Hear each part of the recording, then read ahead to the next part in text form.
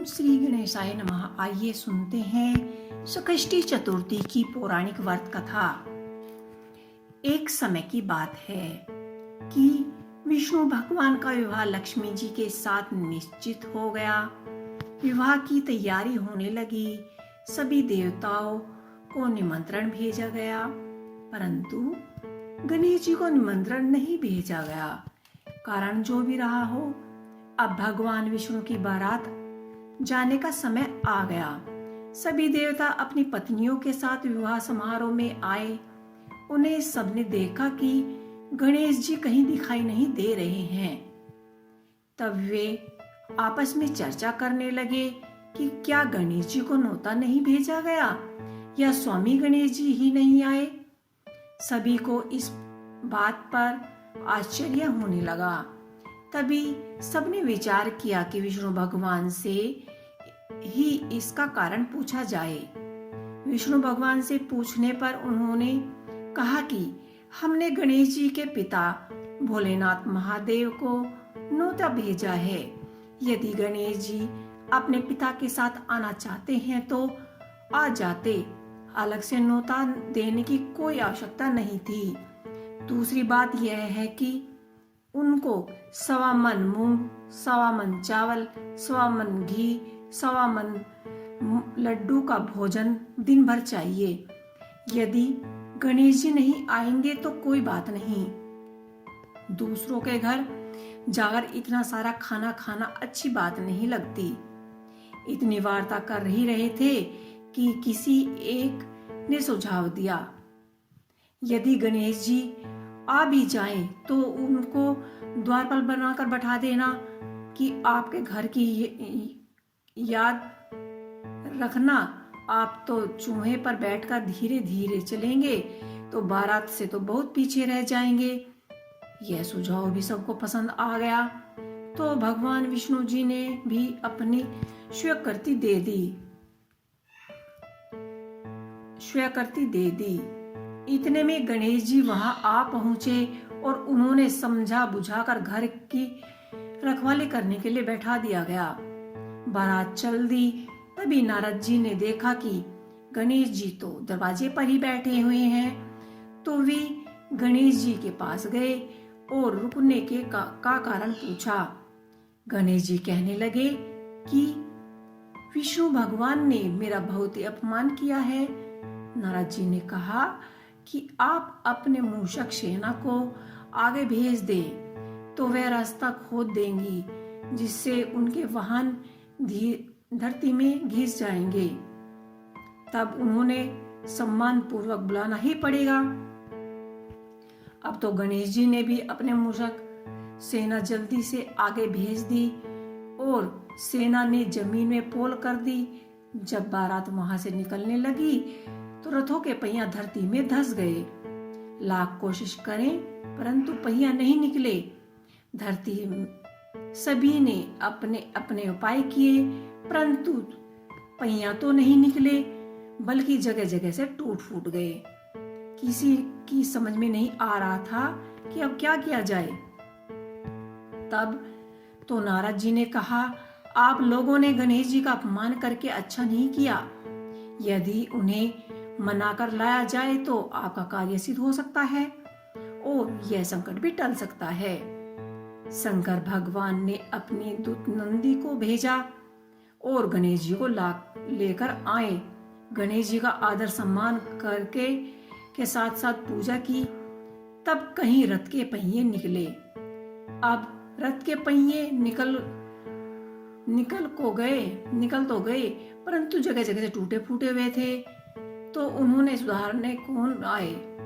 पास के एक खेत में ही खाती काम कर रहा था, उसे बुलाया गया। खाती अपने कार्य करने के पहले श्री गणेशाय नमः कहकर गणेश जी की वंदना मन ही मन करने लगा। देखते ही देखते खाती ने सभी पहिया ठीक कर दिए।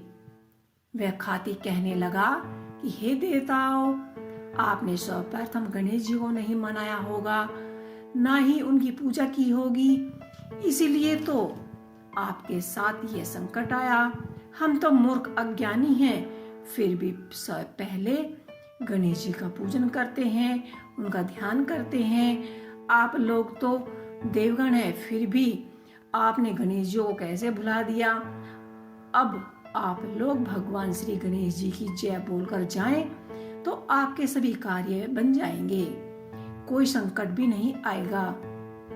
ऐसा कहते हुए बारात वहां से चल दी और विष्णु भगवान का लक्ष्मी जी के साथ विवाह संपन्न करके सभी सकुशल पूर्वक घर लौट आए। गणेश जी महाराज, आपने विष्णु भगवान को जैसे कार्य सारे ऐसे ही कार्य सबको सिद्ध कीजिए। बोलो गजानन भगवान की जय, बोलो गणेश भगवान की जय। ओम श्री गणेशाय नमः। आइए सुनते हैं संकष्टी चतुर्थी की पौराणिक कथाएं। पहली कथा के अनुसार श्री गणेशाय नमः। संकष्टी चतुर्थी व्रत करने से घर में आ रही विपत्ता दूर होती है। कई दिनों से रुके मंगल कार्य संपन्न हो जाते हैं तथा भगवान श्री गणेश जी असीम सुखों की प्राप्त करते हैं। माह की किसी भी चतुर्थी के दिन भगवान श्री गणेश जी की पूजा के दौरान षष्ठी गणेश चतुर्थी व्रत की कथा पढ़ना अथवा सुनना जरूर होता है। इससे संबंधित आइए आपको सुनाते हैं 4 प्रचलित कथाएं। पहली कथा के अनुसार पौराणिक एवं प्रचलित श्री गणेश जी के अनुसार एक बार देवता कई विपदाओं में घिरे थे। तब वह मदद करने भगवान शिव के पास आए। उस समय शिव के साथ कार्तिकेय तथा गणेश जी बैठे हुए थे। देवताओं ने बहुत बातें सुनकर शिव जी ने कार्तिकेय व गणेश जी से पूछा कि तुम में से कौन देवताओं के कष्टों का निवारण करने जाएगा। तब कार्तिकेय व गणेश जी दोनों ही स्वयं को कार्य करने के लिए सक्षम बताने लगे। इस पर भगवान शिव ने दोनों की परीक्षा लेते हुए कहा कि तुम दोनों में से जो भी सबसे पहले पृथ्वी की परिक्रमा करके आएगा वही देवताओं की मदद करने जाएगा। भगवान शिव के मुख से यह वचन सुनते ही कार्तिकेय अपने वाहन मोर पर बैठकर पृथ्वी की परिक्रमा के लिए निकल गए। परंतु गणेश जी सोच में पड़ गए कि वे चूहे के ऊपर चढ़कर सारी पृथ्वी की परिक्रमा कैसे करेंगे। तो इस कार्य में उन्होंने बहुत ही समय लग जाएगा। तभी उन्हें एक उपाय सूझा।